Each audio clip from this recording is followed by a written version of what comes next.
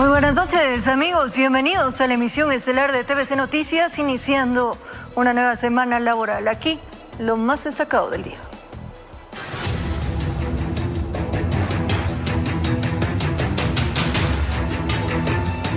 Después de cumplirse el 8º día de paro nacional, la provincia de Imbabura continúa siendo el epicentro de violentos enfrentamientos entre manifestantes y las fuerzas del orden. Tras la activación del COE provincial, las autoridades locales hicieron un llamado a cesar la violencia y garantizar el acceso a los productos de primera necesidad.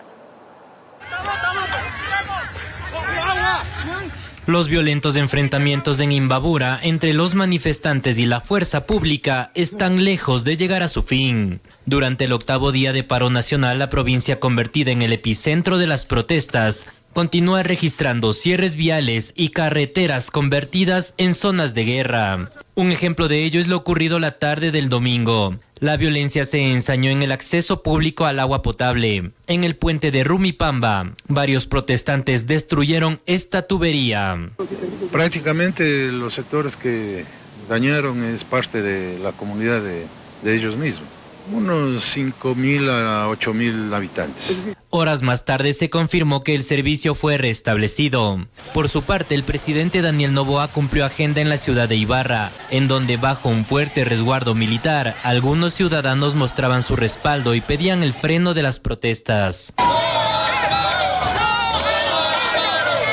Mientras tanto, durante la reunión del COE provincial, el burgomaestre de la ciudad capital imbabureña enfatizó su pedido de terminar las acciones violentas y garantizar el abastecimiento de productos de primera necesidad. Que se terminen las acciones de violencia. ¿Por qué se permiten manifestantes cerrar negocios o obligar a que se cierren los negocios?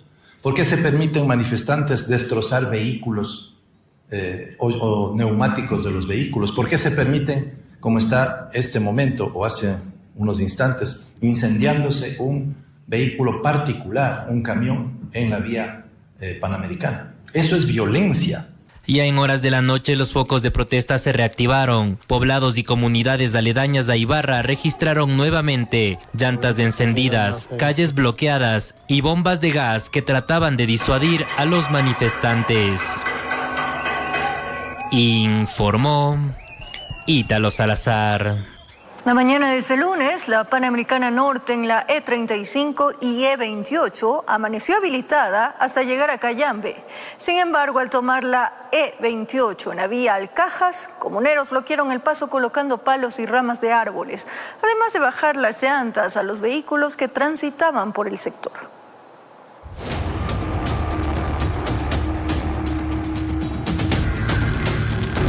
Muévete, muévete. La jornada de este lunes se desarrolló con diferentes matices en las principales vías de la Sierra Norte del país. En la Panamericana Norte, en los tramos de la E35 y la E28 hasta llegar a Cayambe, amaneció habilitada. Sin embargo, al tomar la E28 en la vía Alcajas a la altura de la Hacienda El Prado, un grupo de manifestantes salió de manera violenta con palos, machetes y herramientas con las que intentaban pinchar las llantas de los vehículos. Quienes transitaban por la zona se vieron obligados a retirarse, entre ellos nuestro equipo de prensa que lo hizo por seguridad. Ahora, ¿ustedes están de acuerdo quizás con estas acciones? Es el tema de pinchar las llantas, de golpear. Creo que eso ya pasa un poquito los límites. Claro, en esa parte sí yo tampoco estoy de acuerdo porque soy de las comunidades y en eso sí no quisiera que se pinchen los carros porque ni las motos, porque bueno, por lo menos se trata de llegar en algo. Nos retiramos aproximadamente 3 kilómetros y mientras realizábamos nuestra cobertura periodística, un grupo de personas con los rostros cubiertos llegó en una camioneta. Descendieron, corrieron en nuestra dirección, nos insultaron, amenazaron con hacernos daño y nos vimos en la obligación de retirarnos del lugar de inmediato antes de ser agredidos. Esto también afecta un poco la movilidad, ¿no? Estos cierres. Sí, de ley obviamente a todo lo que es economía, porque yo soy del campo, entonces tenemos lo que es los productos y nos toca ahorita también de tener en la casa ya no sacar, pues entonces es una pérdida grande también. Continuamos nuestro recorrido hasta la vía Calacalí, donde días atrás también se han registrado enfrentamientos entre manifestantes, Policía Nacional y militares que dejaron 2 personas aprehendidas. Este lunes la carretera amaneció bloqueada con grandes rocas, pero fue habilitada minutos después por la policía, quien acudió al punto para despejar el tránsito. Estamos al momento a la espera de que llegue la maquinaria. Por el momento los compañeros del grupo motorizado están retirando las piedras para que la gente pueda circular sin ningún inconveniente. Sácale. Informó Ailis Morán. El gobierno y la comunidad internacional denunciaron ataques al convoy humanitario que transportaba alimentos y combustible en medio de protestas en Imbabura. No se trató de una manifestación social, sino de actos terroristas, señaló el Ejecutivo.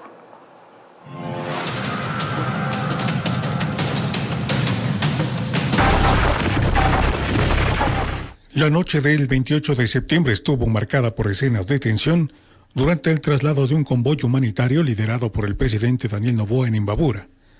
La caravana que transportaba alimentos, insumos básicos y combustible para la población afectada por las protestas se vio obligada a avanzar lentamente en medio de bloqueos, ataques con piedras y amenazas de grupos violentos infiltrados, según informó el gobierno. El primer mandatario encabezó el convoy acompañado de los ministros del Interior John Reinberg, de Defensa Giancarlo Lofredo, de Gobierno Zaida Rovira, así como del nuncio apostólico Andrés Carrascosa. Diplomáticos que acompañaban la misión coincidieron en señalar que el ambiente fue hostil y que en varias ocasiones temieron por la integridad de la comitiva. El embajador de Italia relató su experiencia en este recorrido. Es muy preocupante, hay mucho maltrato, hay mucho vandalismo y pensamos en toda la persona sencilla que sufren por eso, que sufren la consecuencia por eso, porque no pueden ir a trabajar, no pueden llevar su negocio adelante. Nosotros como embajadores pensamos que las protestas son siempre legítimas, pero tienen que ser en el marco de la ley y sin violencia. De manera similar, la embajadora de la Unión Europea, Jekaterina Doroznova, narró que el vehículo en el que se trasladaba recibió golpes y pedradas. Yo, como otros embajadores, acepté la invitación a formar parte de este convoy. Entendemos que es un esfuerzo que está haciendo el gobierno nacional para abastecer a la provincia de Imbabura con todo lo necesario. Recibimos algunos golpes de piedras contra el auto. Hemos visto que ha habido bloqueos, hemos visto troncos de los árboles. Nosotros consideramos que todo el mundo tiene derecho a manifestar, pero pacíficamente, y rechazamos todo tipo de violencia. Tras esa travesía, el gobierno ha rechazado categóricamente los hechos, señalando que no se ha tratado de una manifestación social, sino de actos terroristas que atentan contra la seguridad ciudadana y la convivencia democrática. Estos no son actos de protesta, son crímenes que buscan dividir al pueblo ecuatoriano, recalcó el Ejecutivo. Informó Miguel Ángel Bedoya. ¿Cuál es la postura del Gobierno Nacional y la CONAIE tras 8 días de paro? Les contamos en breve aquí en Emisión Estelar.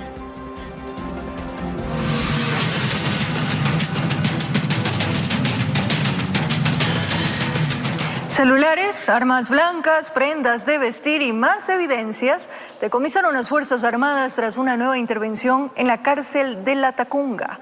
La requisa se dio tras una alerta que frenó un posible amotinamiento.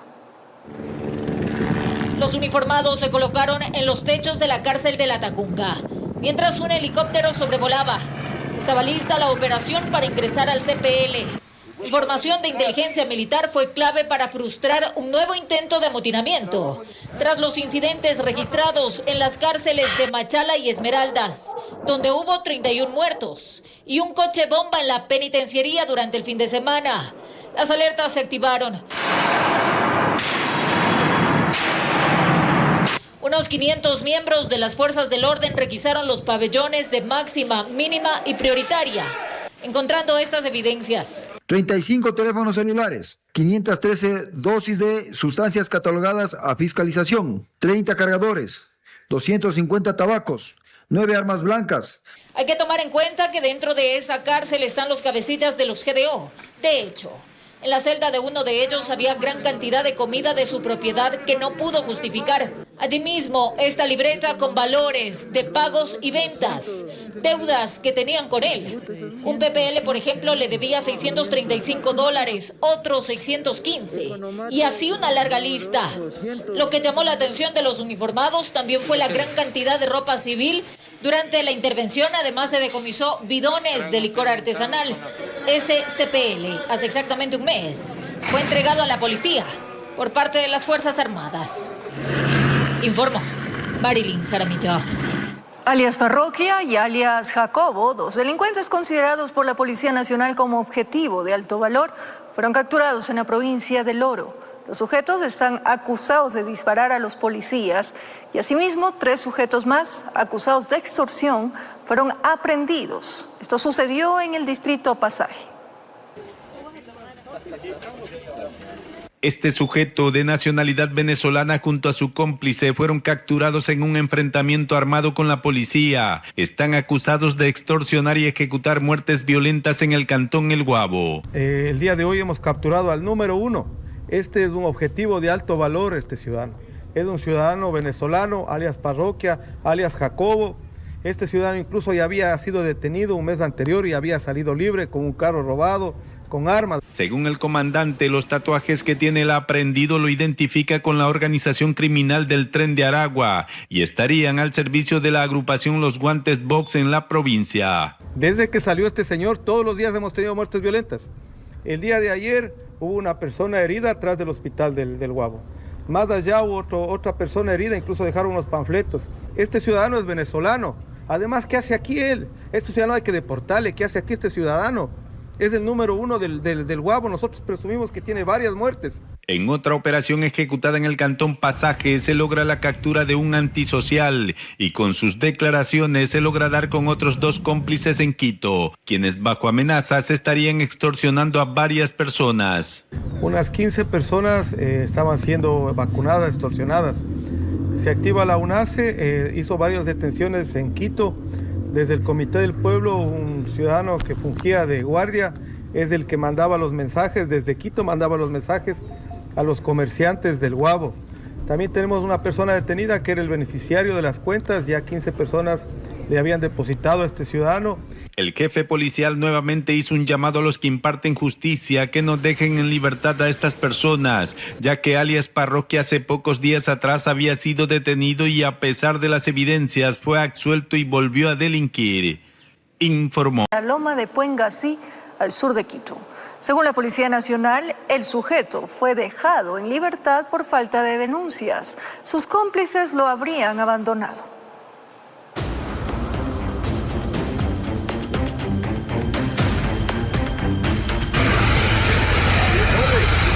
El sujeto fue obligado a caminar desnudo mientras los moradores estaban con palos y piedras. Vamos a darle, pero. Llamaban a más vecinos para que se sumen al escarmiento. Vamos, Fred. Los uniformados pretendían sacar al acusado de ese punto de la ciudad, de la loma de Puengasí, pero la ira ciudadana era mucho más fuerte. Pese a que los gendarmes trataron de defenderlo, recibió correazos y palazos para finalmente ser llevado en una motocicleta en calidad de aprehendido.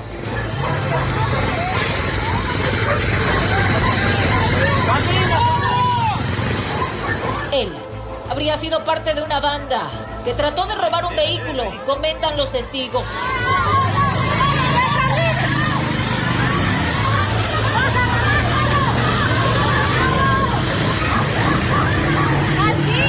Y al señor le estaban pegando y le estaban haciendo cargar un cilindro de gas como castigo, me supongo, porque había robado con 4 tipos más en un carro plomo.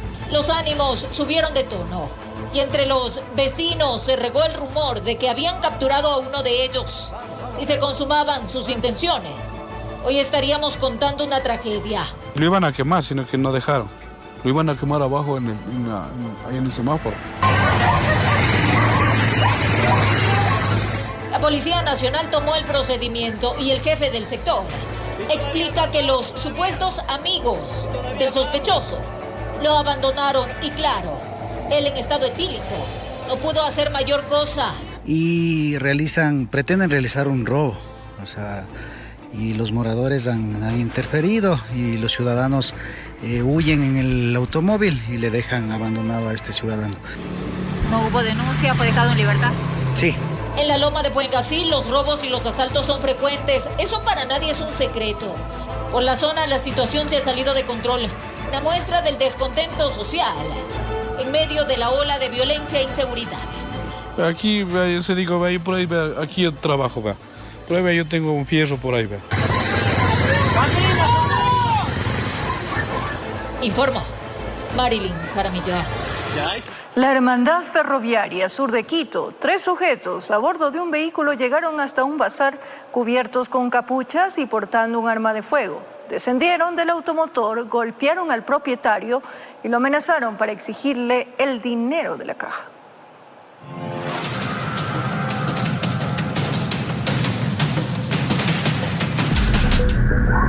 Llegaron encapuchados hasta un punto financiero en el sector de la Ferroviaria Baja. Mientras uno ingresó y agredió al propietario, otro esperaba en la puerta como campanero y el tercero permanecía en el carro listo para huir. A mí me cogió uno en la puerta. Él me tuvo tirado en la puerta y otro ingresó aquí al local a rebuscar todo y el otro estaba en el auto. Hubo un vecino que estuvo justo en la puerta parado y le amenazaron con la pistola, que se gritaba, lo disparaban, pero estaban encapuchados con mascarillas, eran de cuerpo robusto todo. Según versiones recabadas en el lugar, todos estaban armados y se movilizaban en un vehículo sin placas. El robo no duró más de 5 minutos y lograron llevarse una alta cantidad de dinero. Un promedio de unos $3,000. Se bajaron 2 con armas de fuego y me cogieron en la puerta, me interceptaron y me golpearon, me tiraron al suelo. Me dieron con el arma en la cabeza, ingresaron, se llevaron todo lo que había en dinero, como somos bancarios, entonces se dispone de dinero. El hecho dejó al propietario con el trauma de lo ocurrido. Y es que no es la primera vez que enfrenta una situación similar. En este local la segunda vez. Fue vuelta con una moto que ingresaron del mismo sistema, hacen ellos. El incidente se registró en la calle Hermandad de la Ferroviaria. Algunos comerciantes de este sector del sur de la capital ya han optado por reforzar la seguridad de sus puertas. Sí, nos toca tener más seguridad de que entren, reempujen la puerta, todas esas cosas. Sin embargo, señalan que la policía no realiza rondas constantes, lo que aumenta la preocupación y también la sensación de inseguridad en el sector. Informó Ailis Morán.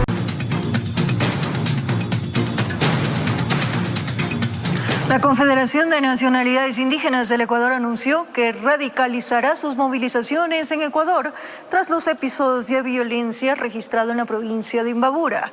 El gobierno nacional, por su parte, acusó a los líderes de la CONAIE de instigar a la violencia y generar caos en el país. En la 8ª jornada de paro nacional por la eliminación del subsidio al diésel, el presidente de la CONAIE, Marlon Vargas, anunció la radicalización de las movilizaciones a escala nacional. Señor presidente, si se hace caos en el Ecuador, único responsable será usted. No queremos que se repita como en el 2019 y en 2022. Esta decisión se tomó tras la muerte del comunero de Cotacache, Efraín Fueres, quien, según dijo la CONAIE, recibió 3 impactos de bala durante un enfrentamiento con militares en la Panamericana Norte en el sector de Ilumán. Responsabilizamos directamente al gobierno, exigimos que organismos internacionales de derechos humanos dispongan de inmediato una investigación independiente. En respuesta a este señalamiento, la vocera de Carondelet, Carolina Jaramillo, responsabilizó a los líderes del movimiento indígena por instigar a la violencia. Los actos de violencia que provienen, en este caso, el dirigente de la CONAIE, Marlon Vargas, pueden terminar derivando en un hecho tan lamentable como la pérdida de un ser humano. En este contexto de crecientes hostilidades, el presidente de la Ecuarunari, Alberto Ainaguano, anunció nuevos levantamientos. Hoy, nuestros hermanos de Sierra Centro se levantaron. En estos instantes, Chibuleo, Salasacas, Tomavelas, Zaguatoas, Quizapinchas están caminando por la resistencia, por decir basta de este gobierno. Esta advertencia, dice el gobierno, cierra las puertas al diálogo, pues según Jaramillo, no se puede negociar con grupos terroristas. No vamos a negociar y no vamos a retroceder. No se trata de manifestaciones pacíficas, sino de actos terroristas. Vargas, por su parte, no descarta entablar diálogos siempre y cuando el gobierno acoja sus demandas. Derogatoria inmediata del decreto 126. Libertad inmediata de los 12 de Otavalo. El Ejecutivo también tiene demandas. La principal, dice su vocera, es la liberación de los 17 militares secuestrados en Imbabura. Hay 17 militares que han sido secuestrados y seguimos sin conocer cuál es su paradero ni el estado en el que ellos se encuentran. Sin canales de comunicación y con nuevos enfrentamientos, inicia la segunda semana de paro nacional en Ecuador, informó Álvaro Terán.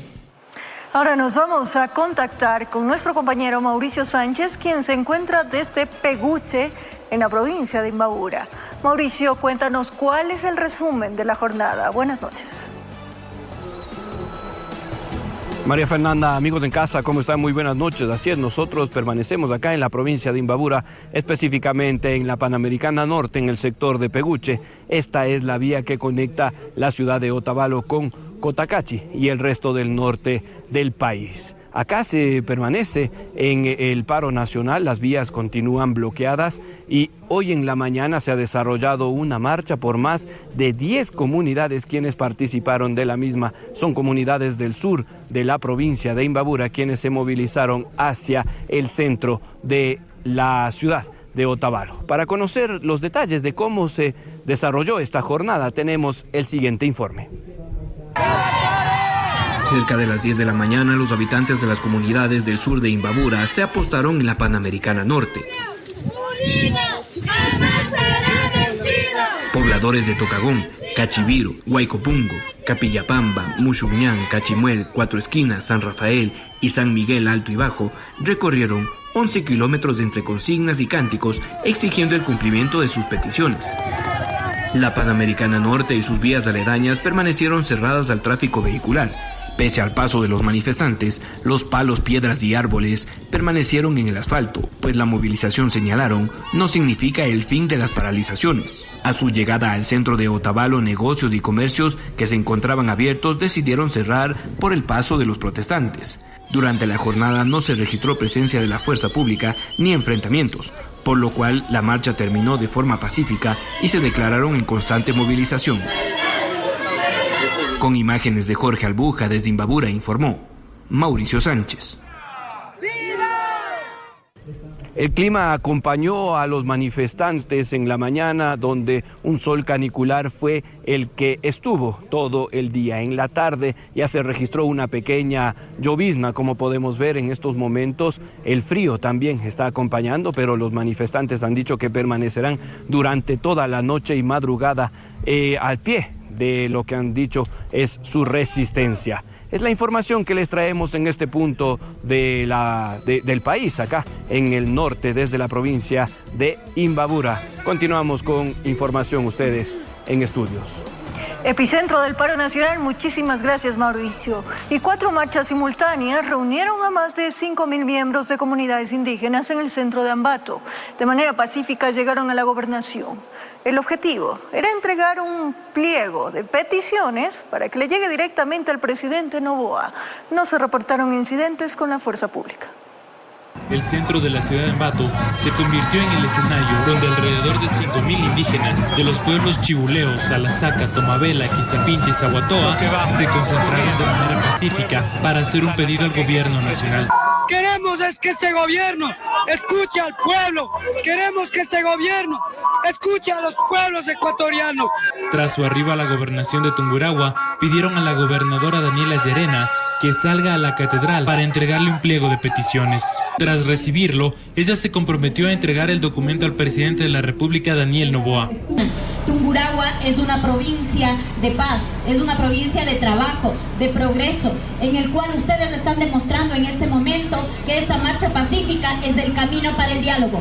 Ese diálogo que vamos a mantener nosotros como gobierno nacional con el fin de poder atender todas sus necesidades. Durante la marcha no se registraron inconvenientes. Finalmente, pasadas las 15 horas, la calma retornó al centro de la ciudad de Ambato. Desde Tungurahua, informó Hugo Sánchez. Según el sistema integrado ECU 911, hasta el momento se registran 9 vías cerradas por manifestaciones en la red vial nacional, distribuidas en 3 provincias: Chimborazo, Imbabura y Pichincha. En Chimborazo permanecen cerrados 2 tramos: Riobamba-Colta, Payatanga, Cumandá, Guayaquil, bloqueado por manifestantes en el sector de Navac, y la vía Riobamba-Cuenca, interrumpida en distintos puntos del recorrido. En Imbabura se reportan 6 vías cerradas. Entre las más relevantes están Antonio Ante, Otavalo, Cajas e Ibarra-Zuleta. Clausurada también Cayambe a la altura del barrio San Francisco y el puente de Rumipamba. Finalmente, en Pichincha, la vía Quito-Cayambe permanece cerrada por manifestaciones en sectores como el puente de San José y Loma Gorda. Se recuerda que esta información proviene de la página oficial del ECU 911, con corte a las 21 horas con 45 minutos. Con el anuncio de mantener clases virtuales en unidades educativas de algunas provincias para garantizar la continuidad académica, vuelve el debate sobre esta modalidad. Si bien expertos admiten que aún presenta limitaciones en ciertos sectores, coinciden en que requiere directrices más sólidas para así consolidarse como un modelo viable dentro del sistema educativo.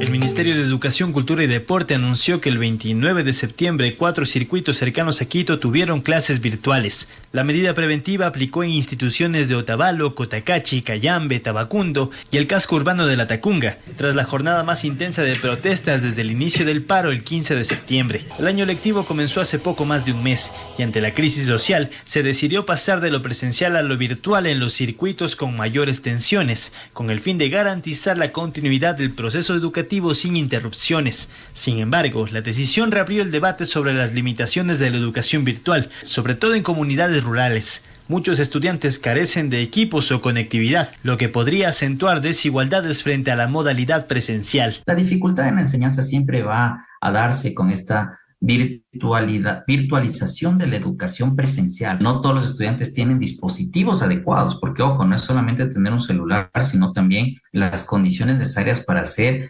las actividades propias de la clase. Están, por ejemplo, en el tema de la motivación, la disciplina y la autogestión. Expertos sostienen que la virtualidad sigue siendo una alternativa polémica y limitada en emergencias. Aún así, también reconocen que el sistema en línea tiene un gran potencial siempre que existan directrices adecuadas. La educación en línea no es la panacea, aunque sí es una excelente alternativa siempre y cuando yo la pueda utilizar de manera correcta, porque la metodología tiene que cambiar, los recursos tienen que cambiar, tienen que alimentarse, conformarse de otra manera, hacer otro tipo de actividades para el aprendizaje, porque el aprendizaje no es lo mismo virtual que presencial. De 13 de 18 organizaciones sociales y políticas que buscan participar de la campaña electoral del referéndum 2025, misma que se desarrollará entre el 1 y el 13 de noviembre.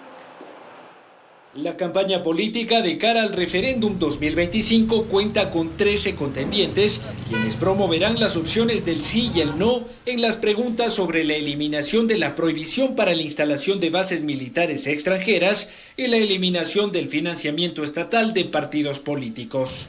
El Pleno del Consejo Nacional Electoral resolvió calificar la inscripción de 13 de 18 organizaciones que apostaban por acceder a los fondos de promoción electoral. Mi voto a favor de aprobar su calificación y registro para participar en la campaña electoral, concediéndoles el plazo de 10 días para la apertura del RUC y la cuenta bancaria, respectivamente. Las opciones del sí y el no cuentan con un presupuesto de $2.7 millones cada una para promocionarse. En esta contienda electoral, 5 organizaciones promoverán el sí, entre ellas ADN, Creo, Partido Sociedad Patriótica, Movimiento Amigo y Confederación Amaru. En este proceso, 8 organizaciones impulsarán el no. Estas son Unidad Popular, Partido Socialista Ecuatoriano, Movimiento PID, Democracia Sí, Centro Democrático, Pachacutic, Unión General de Trabajadores y la CONAIE. Por su parte, el CNE determinó que la Unión Nacional de Trabajadores del Ecuador, el Partido Avanza, la Fundación de Ayuda Social Filadelfia y la Confederación de Comunas no cumplieron con los requisitos necesarios para ser parte de este proceso de promoción electoral. La calificación del movimiento Revolución Ciudadana pende de un hilo, pues cuenta con un dictamen negativo por presuntamente incumplir con ciertos requisitos. Sin embargo, dicha resolución aún espera por el voto dirimente del Pleno de este organismo. De acuerdo al calendario electoral aprobado, el periodo de campaña para el referéndum y consulta popular 2025 será del 1 al 13 de noviembre, informó Álvaro Terán. Gracias por seguir en sintonía de la emisión estelar de TVC Noticias. Conectando talentos con oportunidades es la Feria de Empleabilidad organizada por el municipio de Quito a través del Patronato San José y entidades no gubernamentales que se desarrollará este martes 30 de septiembre. Más de 30 empresas privadas abrirán una variada oferta de plazas de empleo a través de la Feria de Empleabilidad, denominada Conectando Talentos con Oportunidades, que se desarrollará este martes 30 de septiembre en el Centro de Convenciones Metropolitano de Quito, en el Bicentenario, en el norte de la capital. Se llevará a cabo desde las 8 de la mañana hasta las 4:30 con 33 empresas de los grupos empresariales, yo diría, más grandes de acá de la capital, en el cual básicamente hemos identificado cerca de 400 vacantes. Que estarán distribuidas en el campo textil, comercial, alimentario y servicios. Digamos, puestos que son o se requieren intensividad en mano de obra, no requieren un nivel de escolaridad posiblemente muy alto, tal vez un bachillerato, pero también hay otras plazas, obviamente, que sí, por ejemplo, personas que estén en servicios o personas que tengan atención al cliente o personas que hagan procesos financieros o administrativos. Entonces, si bien es cierto, los perfiles son variados, no en todos los casos se requiere una escolaridad, digamos, una formación académica, no necesariamente de tercer nivel o de cuarto nivel, que a veces en estos grupos de atención prioritaria se ve un poquito, es un poquito más complicado, ¿no? Esta es una convocatoria cerrada para personas en situación de movilidad humana y condiciones de vulnerabilidad, que son atendidas tanto en el Patronato San José como en las entidades no gubernamentales aliadas en esta Feria de Empleabilidad, que busca incluir económicamente a este sector de la población para quien es doblemente más difícil encontrar un empleo. No es fácil que se le abran las puertas, más aún cuando hablamos con personas que han tenido diferentes condiciones de vulnerabilidad, llamemos, han sido personas víctimas de violencia, o personas que han tenido tal vez algún tipo de consumo de sustancias o que han sido inclusive habitantes de calle, que han tenido experiencia de vida en calle. Entonces, de estos grupos lo que ha hecho y lo que hace el patronato es atenderlos, acogerlos en sus diferentes modalidades, insisto, hacer procesos de contención, de protección, de cuidado en muchos de los casos, y sobre esa base de estos procesos importantes desde el punto de vista psicosocial, poder entonces articular ya a otros procesos de inclusión económica, como es, por ejemplo, este tema de empleabilidad. La selección de los aspirantes para las plazas de empleo disponibles será a través de una breve ronda de entrevistas. En Quito informó Adriana Rojas. Momento de descansar, amigos. Gracias por su compañía, cariño, pero sobre todo, fiel sintonía. Una buena semana, que sea productiva. Un abrazo grande.